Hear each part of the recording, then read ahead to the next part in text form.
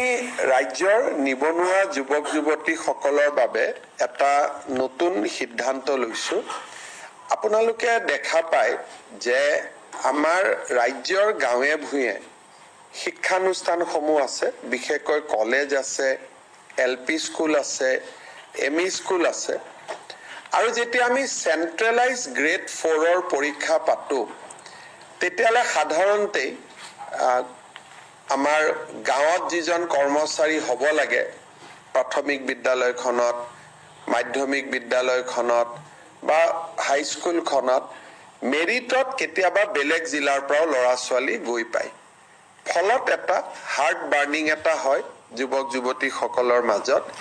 সেইকাৰণে চৰকাৰে এটা সিদ্ধান্ত লৈছে যে LP school, ME school, higher secondary school এই তিনিওটা লগত যিমান চতুৰ্থ বৰ্গৰ কৰ্মচাৰী হ'ব সেইখিনি আমি এটা নীতি প্ৰণয়ন কৰিম, যি নীতিৰ জৰিয়তে নিজৰ গাঁওখনৰ পৰাই ল'ব পাৰিব।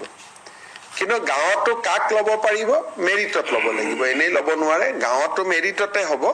কিন্তু আমি যিহেতু বহুত সময় দেখা পাওঁ যোগদান কৰিব নিদিয়ে, মানুহৰ মাজত হাৰ্ট বাৰ্নিং হয় যে আমাৰ গাঁৱৰে ME স্কুলখন, নলবাৰী ME স্কুল আৰু বৰপেটাৰ পৰা মানুহ আহিছে, যোৰহাটৰ ME স্কুল, ডিব্ৰুগড়ৰ পৰা ল'ৰা আহিছে জইন কৰিব। অলপ ল'ৰা ছোৱালীৰ মনত এটা হাৰ্ট বাৰ্নিং হোৱা আমি দেখা পাইছিলো। পৰা হায়াৰ ছেকেণ্ডাৰী স্কুললৈকে হ'ব, কলেজত আকৌ মেৰিট বেচিছতে হ'ব বা আন চৰকাৰী পোষ্টবিলাকতো মেৰিট বেচিছত হ'ব। এইটো মেৰিট বেচিছত হ'ব, বাট ফ্ৰম ডেট ভিলেজ হ'ব বা ডেট পঞ্চায়ত হ'ব।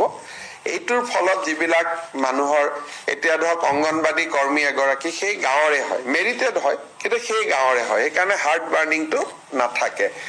আমি এইবাৰ এটা সিদ্ধান্ত লৈছো যে আমাৰ এই ব্যৱস্থাটোৰ মাজেৰে হাৰ্ট বাৰ্নিংটো একেবাৰে নোহোৱা হৈ যাব।